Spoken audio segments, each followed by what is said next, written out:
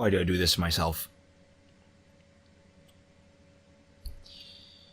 Guys, this time, it's not water.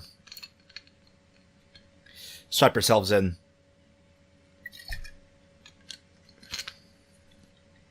We're in for a ride. And that we are. Hello, everyone, for today's Great Day episode. My name is Lord Kaizan. I am the leader of the Anti-Dimensional Empire and also the creator of the series known as Mobile Suit Gundam Seed Build Fighters Try. Now, as a disclaimer for this whole thing, this series is meant to be a interesting but also at the same time different thing. Also, towards two audience members that are my brother and sister by definition, that are younger than me by a considerable amount of time, get off the stream. This will contain strong language, questionable basically dialogue, and a lot of things that may not be suitable for younger audiences. Viewer discretion is advised. For the rest of you, however, welcome to the Anti-Dimensional Empire podcast. For this project, which was inspired by this lovely man here named Celtic Phoenix, who made his greatest project, Fixing Ruby. He inspired me to do well in my part in order to create a series known as Mobile Suit Gundam Seed Build Fighters Try. Now, what is this entire episode supposed to be for today? Well, it is supposed to be for a small thing, which is to review the entirety of all of these episodes. Thanks in part towards, Arlen Ha. Thank you for uploading all of these vids. These will be great pieces of entertainment for the rest of the day. But before that, we should get into the background of this whole thing. At some point before the end of the Anno Domini era, the world was gripped by a multitude of problems. Depletion of oil, pollution, recessions, ethnic violence, religious violence, and so on. All of this would result in the Third World War. A conflict that was also known as the Reconstruction War because it reshaped the world into the one we know from the Cosmic Era. New alliances were forged and new global powers would arise, with the most important ones being the Atlantic Federation consisting of the USA, Canada, Great Britain, Iceland and Ireland, the Eurasian Federation consisting of Russia and most of the mainland European countries, and the Republic of East Asia consisting of Japan, China, South Korea, North Korea, Mongolia and Taiwan. The other powers are the United States of South America, consisting of South America, the African Community consisting of North Africa, the South African Union consisting of South Africa, the Kingdom of Scandinavia consisting of Norway, Sweden and Finland. I should point out here, because of the events of Mobile Suit Gundam Seed Freedom, I have made sure that in this timeline that the Kingdom of Scandinavia, Norway, Sweden and Finland is primarily underneath the military arm of the Kingdom of Scandinavia's army known as the Federation. And if you're wondering why, well, not the Federation, the Foundation, my terminology sometimes gets in the way of things here and there, my mistake, but Kingdom of Scandinavia's army is called the Foundation, and they are a clandestine organization that has existed long before the formation of a lot of the, formation of these minor and major power blocks of the world. This existed during the final eras of the last nuke, which will be explained in the video shortly, but just as a reminder, the Kingdom of Scandinavia, its army is primarily the Foundation, and they are a organization that is older than Blue Cosmos. So just keep that in mind. They are also allied with the Orb Union by the time of Seed Destiny. So you will see things here and there that will lead up to the Mobile Suit Gundam Seed Freedom movie that I will be re-editing into an OVA series that will be going over the rise, the high points of it, and then the fall of it. The Equatorial Union consisting of South and Southeastern Asia, the Oceania Union consisting of spiders, other horrors that will kill you on sight, and my new favorite animal, the quokka. And finally there was the Orb Union, consisting of the Solomon Islands. The war would reach its zenith when a nuclear weapon was used in the Kashmir region on the Central Asian front. This event became known as the Last Nuke, and would serve as a push for the nations of Earth to resolve their conflicts in a more peaceful manner, lest such a tragedy would again be repeated. Still, despite this resolve, it would take another 9 years for the Third World War to finally come to a close, and with it, it was decided to adopt a new calendar.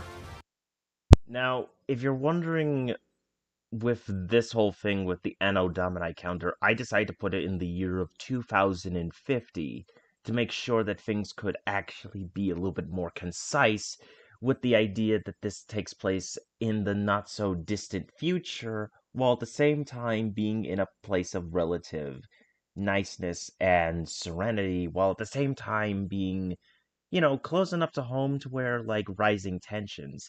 The war got started because of the factor of disagreements between different nations, mostly starting in the Middle East, because the current political climate of right now is very close to what I would imagine a war be starting. So it would start in the Middle East by either one faction or another. I'm not going to name which, because I don't wish to name which, but that's the whole point. The Cosmic Era, with the starting year symbolically chosen as the year in which the Last Nuke was used. Also, the fighting wasn't the only thing causing massive casualties. During the war, a new type of influenza virus spread throughout the world. This new strain was called the Type S influenza and would also have disastrous results. With the war finally coming to a close then, humanity once again set their eyes on the final frontier, space. Before the Reconstruction War, work had begun on Yggdrasil, the 4th generation International Space Station. Which, by the way, I am going to basically state this for background details before I get in towards a lot of stuff. On the Yggdrasil Space Station, what I'm putting into my series is that on that space station was the first ever prototype version of a fusion reactor. I talked to one of my friends recently called Darkstar. He's a very good person, by the way. He understands a lot about lore and science fiction stuff, so he's going to be a great person when it comes towards this, along with his friend Juice, who both actually like doing a lot of stuff when it comes to both Halo, Destiny, and a lot of other sci-fi franchises. He said specifically that because of the fact that the Cosmic Era isn't, fleshed out enough with all of this advanced technology and all of these, pseudo mega structures like space colonies, he said specifically if they have fusion reactors, crude fusion reactors, to be more specific, then a lot of technologies in Gundam can still take place. However, these fusion reactors are only going to ever be used primarily for any form of space colony. They cannot be used as weapons, as per the treaty with the end of the Reconstruction War. Hence the why it's called the Reconstruction War. It's reconstructing the old foundries that used to produce a lot of materials that became fusion reactors. Due to the war, construction was temporarily put on hold, but resumed shortly after the conflict was finally resolved. Cosmic Era 10. Many nations on Earth decide to heavily invest in the idea of space colonies, and for their construction, work begins on the lunar base Copernicus. At around the same time then, the Atlantic Federation announced the birth of their newest military branch, the FSF, or Federal Space Force. Not to be outdone, the Eurasian Federation and Republic of East Asia would soon unveil their own counterparts. Cosmic Era 11. the International Space Station Yggdrasil is completed.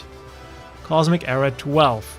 The lunar base Copernicus is completed, making it the first inhabitable lunar city. And the Federal Aeronautics and Space Administration, or FASA for short, announces their Jupiter exploration project.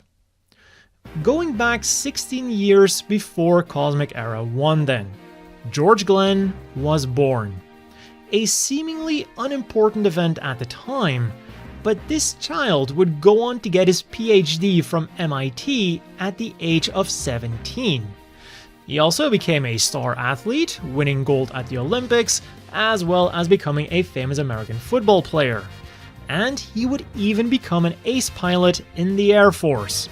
It really was one thing after another with George, and people were beginning to look forward to what would be the next achievement for this Homo Universalis. Cosmic Era 15. While on board the Tsiolkovsky, a spaceship he himself made to explore Jupiter, he made an announcement that would shock the world. All of his achievements weren't just due to his own talent or hard work, but instead, his genes had been altered as a fetus. And as if that wasn't shocking enough, he even distributed the treatment he underwent on the net. There is little doubt that he did all of this with the best intentions, but unfortunately, the road to hell is paved with good intentions. I'm going to be stating this now. He didn't get that thing done by himself. In my series, I make it very clear that a lot of the achievements that George Glenn does that end up becoming his achievements are kind of stolen achievements by definition, because the one thing you will get with a lot of other coordinators that in this era of this new timeline is the fact that they are very much good people. It's just that George Glenn saw a lot of success when he came back. They decided to start stealing some of the stuff from other people who had interesting designs and only improve upon them, so that way he could be able to not just make a profit, but also be the most successful person in history. Again, look at the history between Nikola Tesla and, well, one of our most brilliant forefathers of America, Benjamin Franklin. And you're going to start to see something very familiar if you look into that history. Sometimes the road to hell is paved with good intentions, but sometimes the road to hell is paved with intentions. Overnight, the already divided Earth erupted in chaos, as yet another division had been added to the cesspool. And the first seeds for humanity's next great conflict were sown. Which, by the way, for this whole conflict and everything, this is an early 2000s series. I should make that very much aware, so none of the LGBTQ or any of that type of nonsense stuff on the internet is going to be allowed in this thing. The only thing that it will be allowed in is the series that it's respectfully doing, because I will be adapting Wish for Mercury, changing its format to better fit within this new timeline and everything, but that will be explained far later down the road. Just for now, understand this is a series that wishes to take the early 2000s aesthetic that boys are boys and girls are girls. Nothing else needs to be explained. And the core conflict is between coordinators and naturals, not between who's gay or straight. With unmodified humans on one side, the so-called naturals, and the modified humans on the other side, the so-called coordinators. And also on board this ship was another, at the time, seemingly innocuous piece of technology, a space work suit that was equipped with an exoskeleton. And the name of this suit was the Mobile Suit. Cosmic Era 16. Now, here's the whole idea of the mobile suit and everything. He did not make this. George Glenn did not make this. This was actually a design from one of the other people that will be highly important later and everything. Just note that the creator of the mobile suit basically, well, His name was Z, and you'll understand later during this commentary. The United Nations bans human genetic engineering, but despite this ban, illegal coordinators are still made in various places. It was also around this time that Blue Cosmos began to transition from being an environmentalist group to being an anti-coordinator group, with their biggest backer being the Azrael Foundation from the Atlantic Federation. Which, by the way, the Azrael Foundation and everything, I want to make this clear, and this is not to point fingers, but this is to make things a little bit more interesting. A sect of the Catholic Church decided to break off and form the Azrael organization, and effectively have created this organization to stop coordinators, because if there's one group that basically knows how to start wars for no apparent reason, it's Christianity. By definition, and its many sects of its religion can cause so many strifes. Look at the Crusades and tell me that I'm wrong. 1 year later, they were also, allegedly, behind the attack on a Chicago lab where coordinators were being produced in secret. Everyone inside was massacred, and the building was burned to the ground. Cosmic Era 17. The Atlantic Federation and United States of South America begin work on the Porta Panama mass driver in Central America. Cosmic Era 21. The Eurasian Federation and South African Union begin work on the hapless mass driver on the shore of Lake Victoria. Cosmic Era 22. Siegel Klein is born in the Kingdom of Scandinavia, and George Glenn causes yet another unintended disruption. After reaching Jupiter, he discovers the first ever fossil of an alien life form. Dubbed Evidence 01, the fossil resembles a terrestrial whale, but with what appears to be wings. He is ordered by the FASA to bring it back for further research. Now, this is the biggest point of contention within the entire Cosmic Era, and nobody, and I mean nobody, has actually come up with a brilliant fanfiction that explains this. Except for a person by the name of, well, I'm not going to mention it actually. He refers to be anonymous. Just remember that his name would have been synonymous with Coca-Cola. And he said that these things would be similar to the Purgle from Star Wars Rebels, the weird space whales that could travel through hyperspace. I'm going to go out on a limb and state that that is not going to be the case for this series. He's an idiot for even making that distinction. First off, the Purgle have space tentacles on their backsides. This is not a different species, by definition. If this was a different lineage of species, then the tentacles would be more up front to the creature's mouth, like the whale carcass we see here with the wings. The way I'm going to go with this whole perspective is the fact that these creatures are a new alien life form in the Cosmic Era that are at least semi-intelligent and at least understand the breadth and love of things. They build their nests in star nebulas. The reason why they stay away from the Cosmic Era is because of the factor that, well, they have an electromagnetic spectrum. And because of the events of the Cosmic Era, if you know what happens with Genesis and everything, they stay away from here because they can feel the tiniest fluctuations.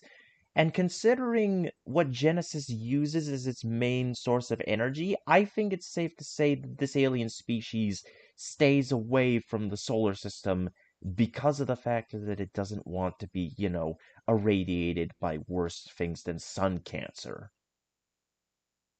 So this species stays away from humanity, used to be there, but didn't once, artificial structures started being put in place and Genesis's massive super weapons.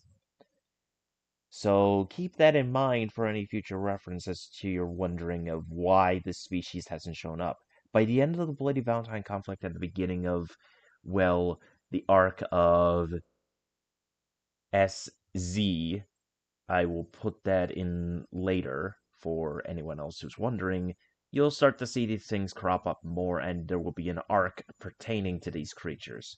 Trust me, These creatures are very important for when it comes towards understanding the fact that humanity is not alone in the universe, but they are also one of the only people in existence that are going to figure out that we're not alone in the universe. We might as well basically act a little nicer to please our galactic neighbors, because they may introduce us to higher tier levels of intelligent species that may be wondering why we've changed from our warmongering ways.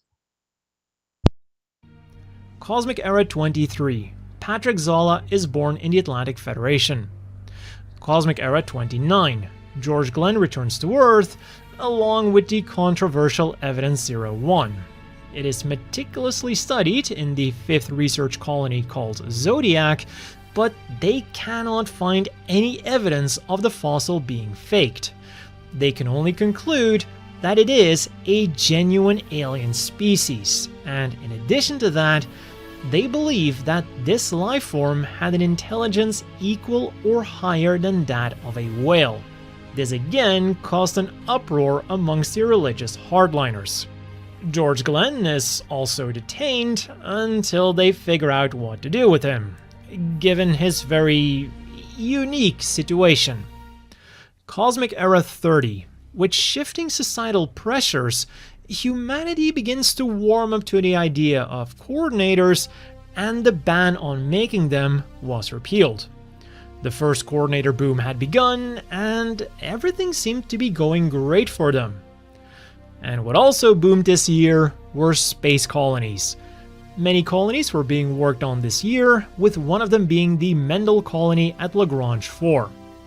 And finally for this year, Orr began work on the Kaguya mass driver and Heliopolis resource satellite. Cosmic Era 31. George Glenn is released and immediately joins the researchers at Zodiac to examine Evidence 01. Gradually, Zodiac is becoming one of the premier research facilities in space.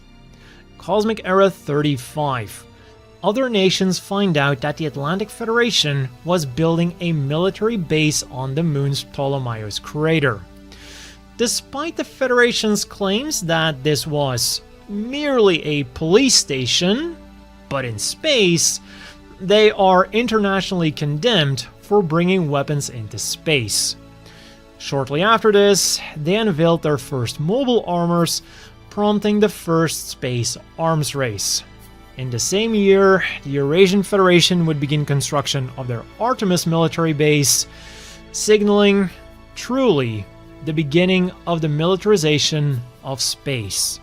Cosmic Era 38. The Zodiac Research Facility has now become a large-scale operation, and several others like it were built. It was also this year that George Glenn made yet another milestone achievement. He created a concept for a new type of hourglass-shaped colony. Now, with this, like I said, with the name of the person by the name of Z, this was something that George Glenn stole off of Z. Who is Z specifically? His name is Professor Zola, Patrick Zola's father, and Afrin Zola's grandfather. He's the one who originally designed the Hourglass space station, but George Glenn ended up stealing the idea of this because of how good he already was with his reputation and his genius at finding luck. Mr. Zola wanted originally to produce the Hourglass space stations as a way of basically signifying to the Earth that time is kept, not taken nor given. It is meant to be kept, and is meant to be kept in the hands of humanity. Therefore, the Hourglass space station will be our ticket through time and space, for both our lives and the lives of everyone in this universe. They were originally meant to be deep space exploration colonies, like sleeper ships, able to contain entire generations of humans that could move past the Oort cloud and into the wider universe. Instead, they were proposed as a space colony by George Glenn, and he decided that well, instead of them being used as extrasolar colonies, they would basically be used as space colonies. His motion denied, Zala decided to begin engineering these things for the eventual idea of moving beyond the Earth's sphere and wanting to create his own Earth empire in his own way. So he began engineering secret plans in these things. So keep that in mind for what you'll see with Patrick Zala and later down the line, Durandal.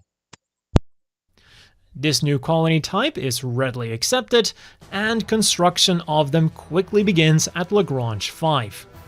The main investors are the Atlantic Federation, Eurasian Federation, and Republic of East Asia. And their main goal is to have these serve as research facilities and factories.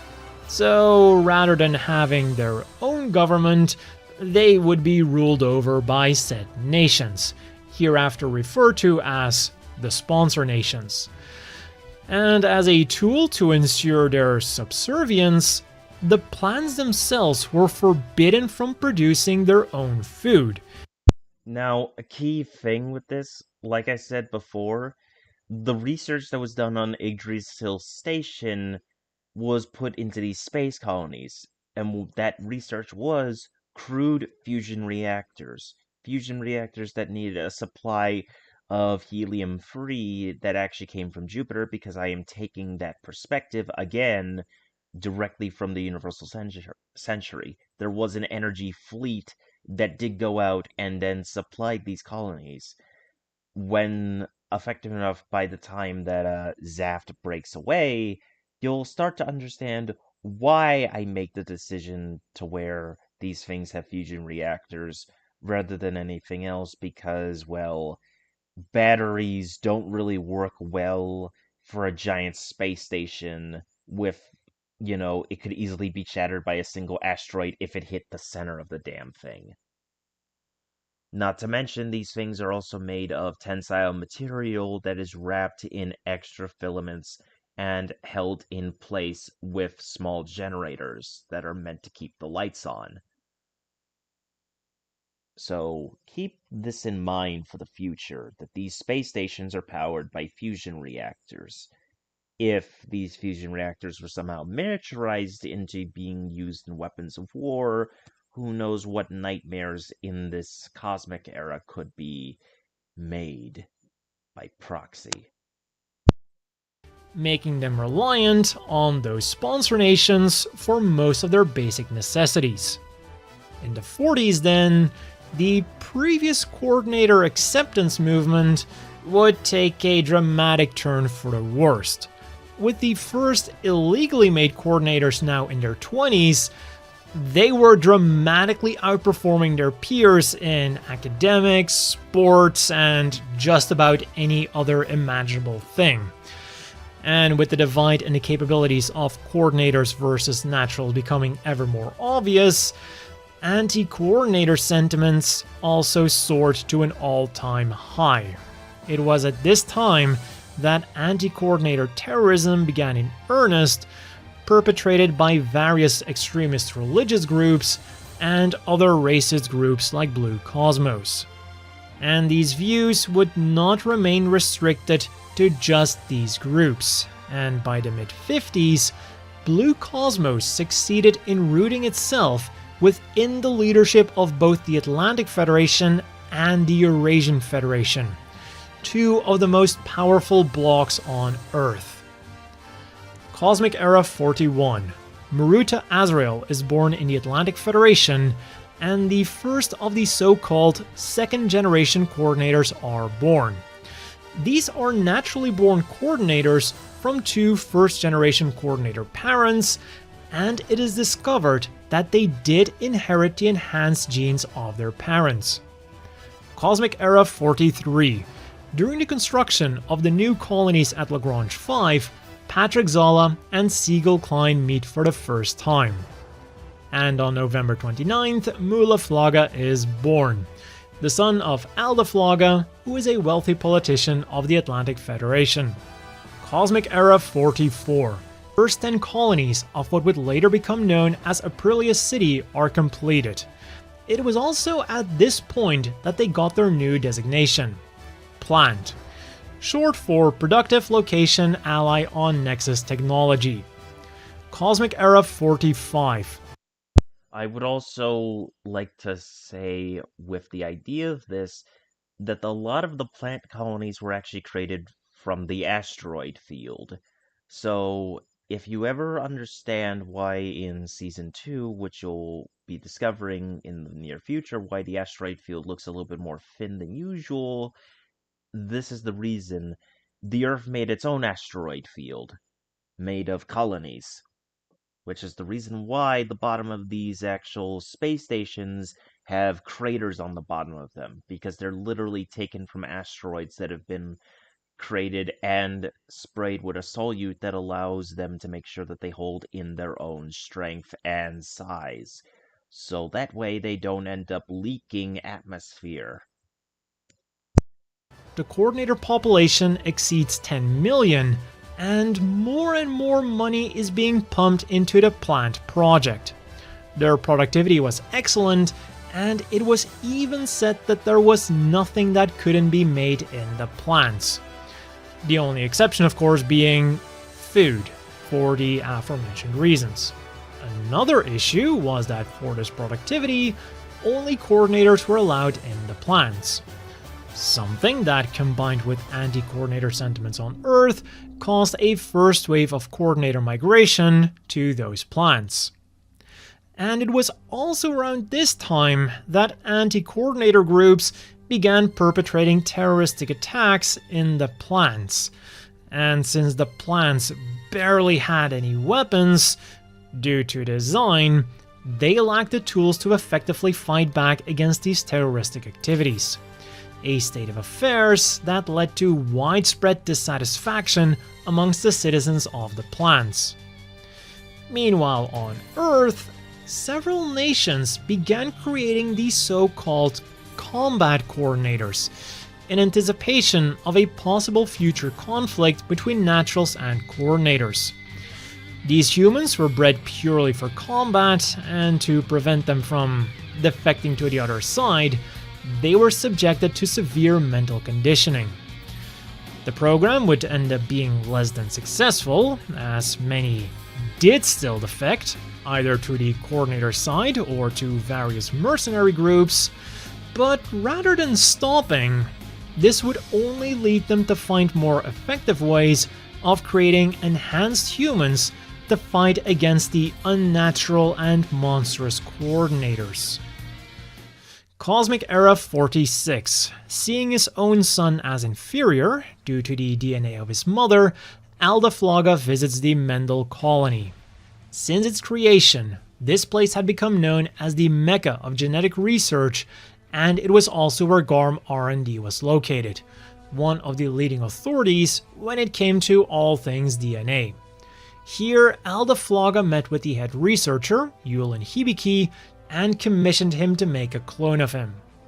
Later this year, Raulaflaga is born. Cosmic Era 50. The Zodiac Alliance is formed by Patrick Zala, Siegel Klein, and other prominent coordinators. Not to mention the Zodiac Alliance Freedom Treaty, or ZAFT, is also formed as a response because of, well, what's currently happening.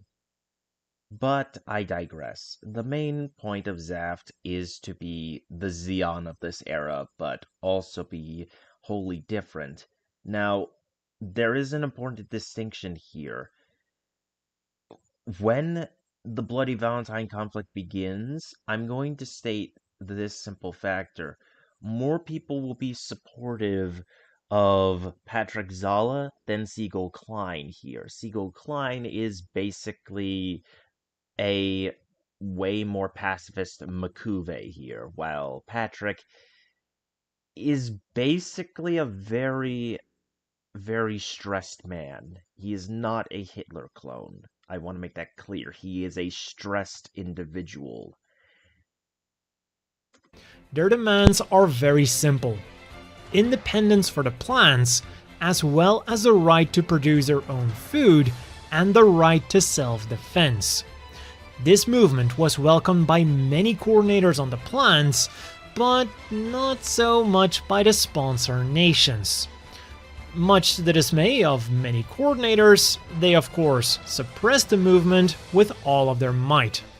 But the Zodiac Alliance wasn't gone, it was merely out of sight, slowly building up more power in the shadows.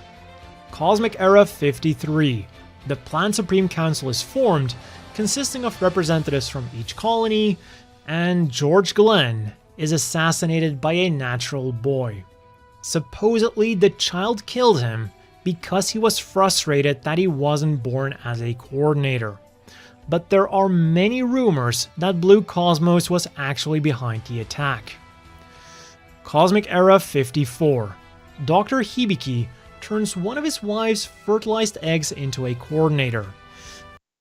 I'm going to basically state that for that small portion there, he turns 2 of them for this change. Why 2? Well, you're gonna have to see some of my trailers and, well, be a little bit more shocked about what could happen next. And a new strain of the Type S influenza appears. This mutation is dubbed the Type S2 influenza and is immune to all existing vaccines. As a result, the new disease quickly spreads and the death toll is immense. However, the disease only seemed to be affecting naturals, causing rumors to begin circulating that it was actually the coordinators who were spreading the virus as revenge for George Glenn's assassination, and by extension, as an attempt to eradicate all naturals. Religious groups, meanwhile, see it as a punishment from God for the affront that is the coordinator race. With all of these accusations combined then, anti-coordinator sentiment is the highest it has ever been, and the following year, the Turin Protocol is enacted, once again banning genetic modification on Earth. February 5th, Cosmic Era 55. Lacus Klein is born. May 8th. Alright, for Lacus on that page beforehand and everything, let me at least state this. For her place in the Cosmic Era, she does not take after her father. She is more or less a person who wishes to be a figurehead of the pop star genre and is primarily only influential in singing songs about the victory of Zaft over the Earth Alliance. By all stretches of the imagination, she is basically a tool in which Patrick Zala will use her to help the masses get over their sorrows about killing other humans. She is a puppet, not a political person. Cosmic Era 55. Lacus Klein is born. May 18th. Kira and Kigali Hibiki are born on Mendel, but they won't be with their birth parents for long.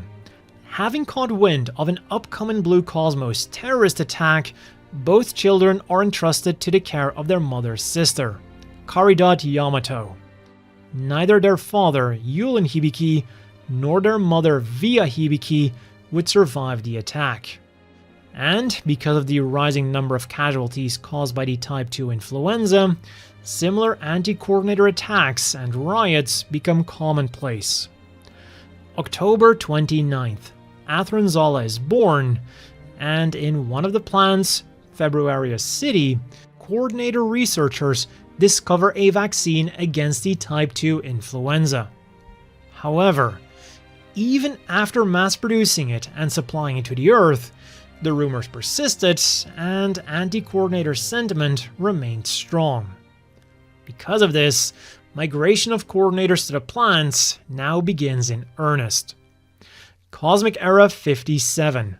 The Federal Space Force, Eurasian Space Force, and Republic of East Asia Space Force jointly dispatch forces to the plants, forming a predecessor to the later Omni Enforcer. Cosmic Era 58. Siegel Klein and Patrick Zolla are elected to the Plant Supreme Council, while also continuing their activities as the Zodiac Alliance. The group is getting more and more influential. Meanwhile in Orb, Uzumi Nara Alpha becomes the chief's representative, and works begin on the orbital elevator called Ame no Mihashira. Cosmic Era 60. The plants become the main source of energy and manufactured goods for the nations on Earth.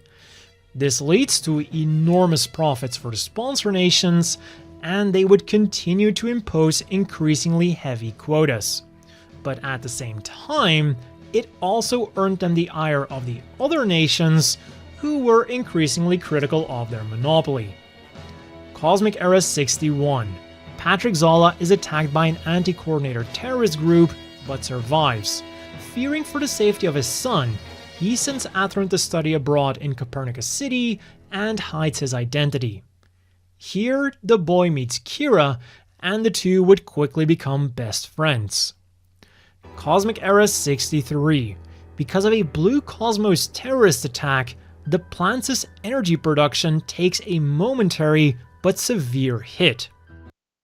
There is no energy crisis in this one. What happens is the energy crisis happens because Blue Cosmos basically shut down some of the reactors for a lot of the other basically locations.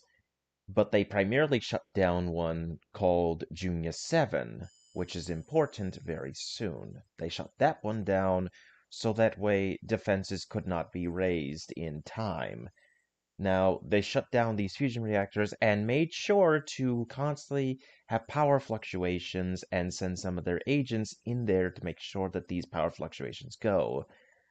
By the time of, well, something happening in the near future, all of those power fluctuations apparently don't have any more issues, and there are no more issues coming from them in the first place. But that will happen very soon. To deal with this situation, the Supreme Council requests for the energy quota to be temporarily suspended. However, none of the sponsor nations agreed to this request, and the plants are plunged into a serious energy crisis. In response, a general strike is held by plant engineers. This peaceful protest, however, is met by the mobilization of the sponsor nations' mobile armor fleet. Voices for plant independence grow increasingly louder, and under the leadership of Siegel Klein and Patrick Zolla, research begins on possible military applications of mobile suits. Cosmic Era 65.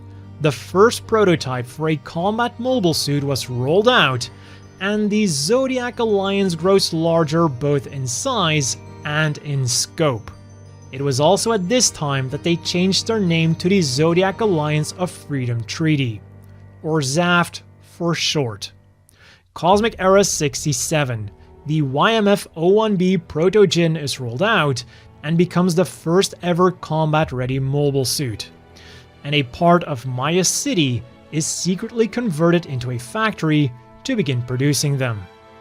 Cosmic Era 68.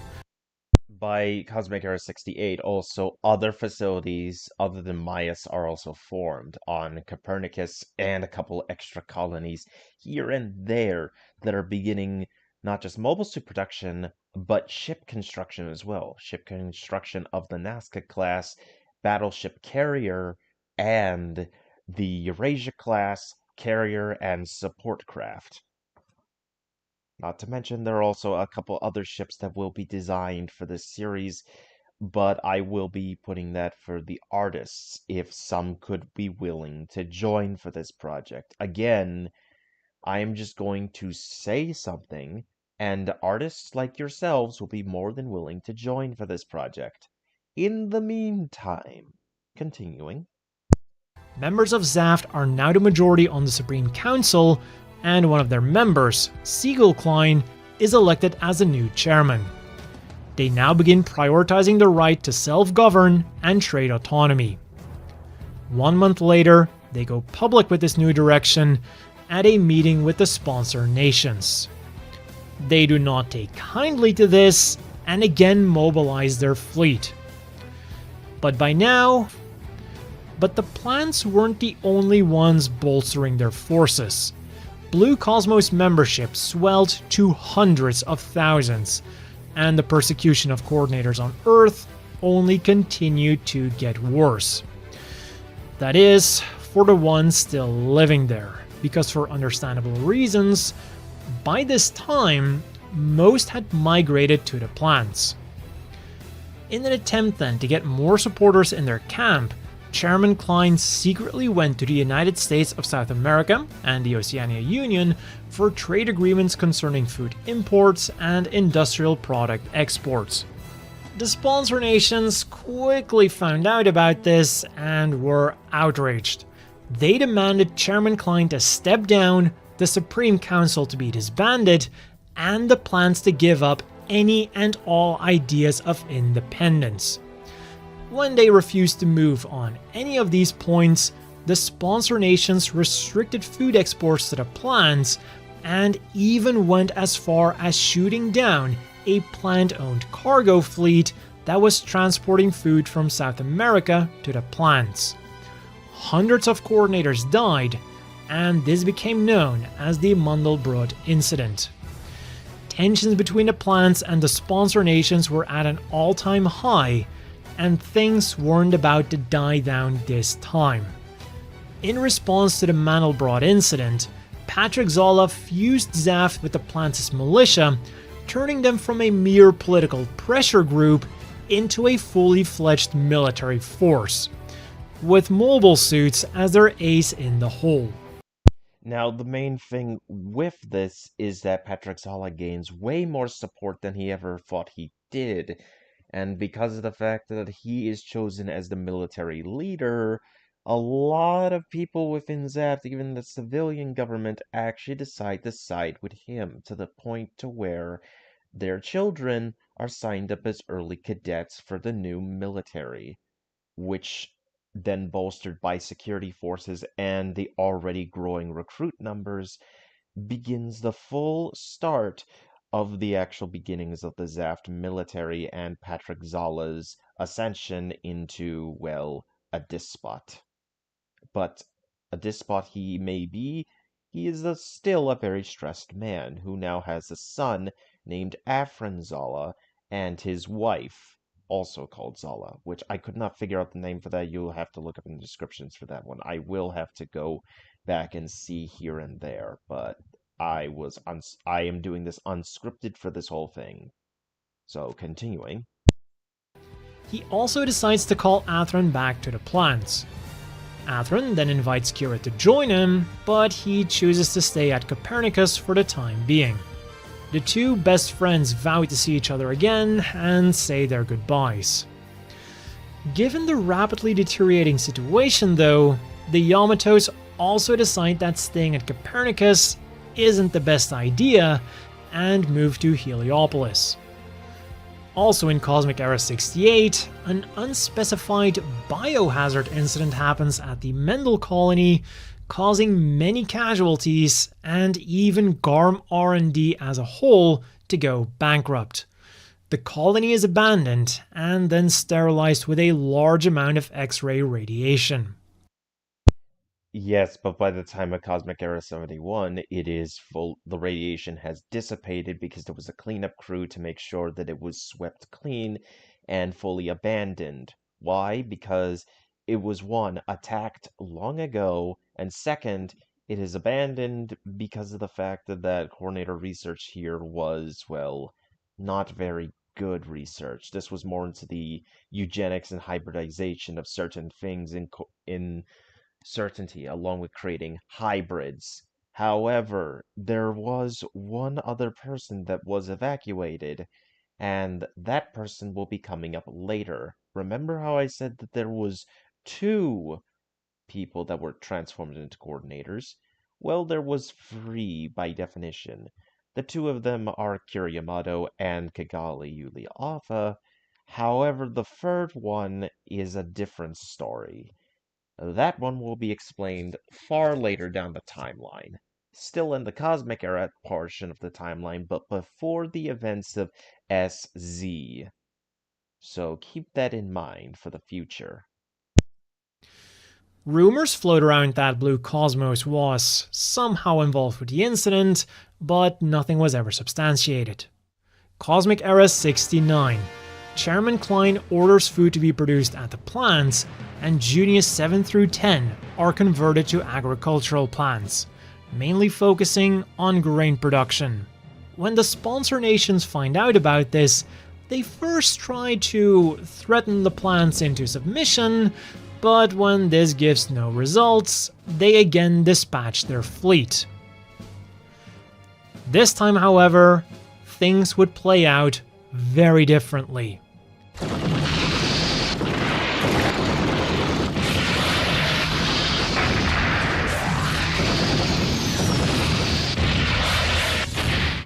The plants not only unveiled the existence of Zaft, being their de facto military, but also the existence of their top secret weapon, the ZGMF 1017 Jin, an upgraded version of the YMF-01B Proto-Jin.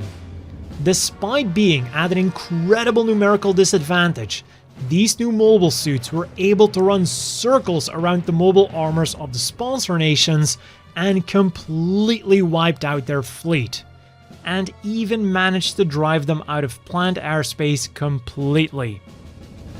Seeing the effectiveness of these mobile suits then, Captain Halberton of the Atlantic Federation's 4th Fleet, later the 8th Fleet of the Earth Alliance, submits a report on them to the Federation's military HQ. The report details their combat prowess in space, and concludes by saying that the Federation should also invest in their own mobile suit program. His report is disregarded, but not by everyone. Together with some members of the Federation's Congress, he is able to get his mobile suit program on track. Development starts for the Federation's G-weapons. And seemingly unrelated to this at the time, Kira Yamato enrolls in Heliopolis' Industrial College. In the wake of the attack, Chairman Klein again demands full independence and fair trade deals for the plants. However, despite several attempts to negotiate a deal between them and the sponsor nations refuse to budge. And so, the plants put up an ultimatum. Should no favorable answer be given by January 1st, Cosmic Era 70, the plants will unilaterally stop exporting any goods to Earth. January 1st, Cosmic Era 70. With the deadline rapidly approaching, a delegation from the plants is sent to meet with representatives of the sponsor nations. However, while on their way, they fall victim to a terrorist attack, and one of the delegates is killed. Blue Cosmos claims the attack, but it is soon revealed that it was actually the sponsor nations who were behind this attack. This incident would become known as the Unheld Meeting. As promised, the plants halt all exports, and the sponsor nations who were so reliant on those goods face a sudden economic crisis. To further increase anti-coordinator and anti-plan sentiments then, many governments on Earth now begin to actively create propaganda against them. February 5th, the United Nations call for negotiations to be held to reconcile the two parties. Both agree to meet at Copernicus, but disaster strikes. A terrorist bombing wipes out everyone present at the meeting. This being the UN leadership and the representatives from Earth. The representative from the plants, Siegel Klein, was spared because his shuttle was delayed due to a convenient problem. I'm changing this sort of little bit here for this negotiation delegations. He wasn't late in my timeline of reorganization. He arrives there during the attack and is registered in, but immediately flees, putting more shade on the plants because of the fact that he was there to witness all of this and claims that nothing happened, when in fact it was Blue Cosmos that engineered the whole thing. And by having him be there, but also at the same time be spared, it forces the Earth to begin the idea that the coordinators are behind these terrorist attacks, even among their own civilian population, when it's Blue Cosmos pulling the strings. February 7th.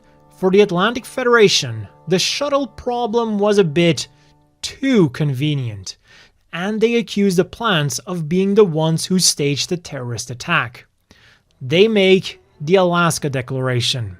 In it, they say that this attack by the plants was not just a declaration of war against the Earth, but against all naturals. With the UN leadership wiped out, the organization is now replaced by the Earth Alliance. At the same time, Uzumi Nara Alta, chief representative of Orb, declares that no matter what happens in the future, Orb will remain independent and neutral. February 11th, Cosmic Era 70. The newly formed Earth Alliance declares war on the plants, and immediately thereafter, an attack fleet launches from the Ptolemaios lunar base. The flagship of this fleet is a Roosevelt, and on board are nuclear missiles.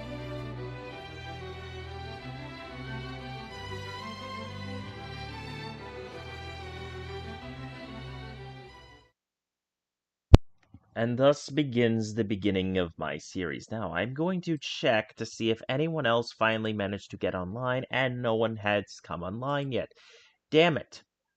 In all aspects, this is not to be expected. But because of the fact that we are still going through this, and because of the fact that things are still hopefully progressing towards a lot of things, this is going to be an interesting era of the Cosmic Era in its entirety. So let us begin with the next stage of this whole plan, Part 2 in full.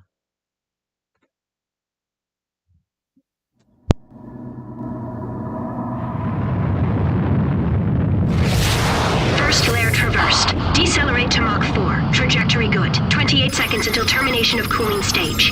Commence aerodynamic control. This is Alpha 1. Confirming weapons loaded and ready to fire. Bravo 2. Charlie 3.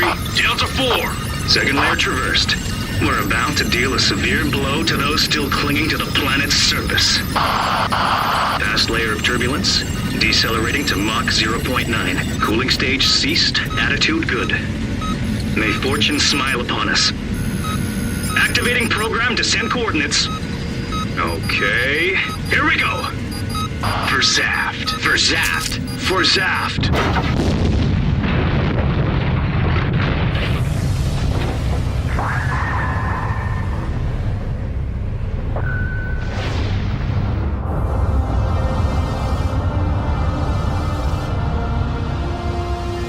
Year 70 of the Cosmic Era. Tensions were mounting between Earth and the Zaft organization. Due to the Bloody Valentine tragedy, these tensions suddenly escalated into a full-scale war.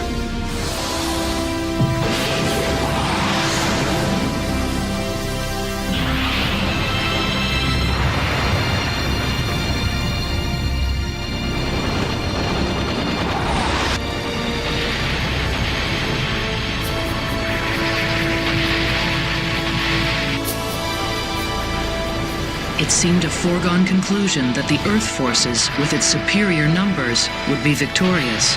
But these initial assessments proved to be false. Almost 11 months have passed since the conflict began, with no end in sight. Now, when it comes down towards this whole thing, the conflict begins on the Bloody Valentine conflict. Afranzala is evacuated before the events of what happens on Heliopolis, but his mother is the one who sends him on the evacuation ship, which is the reason why he lives. We shall continue this in a moment. I will stop the broadcast for now because I need to check. I need to check to see where are the other people that were supposed to be here for this whole thing. So for now, ending.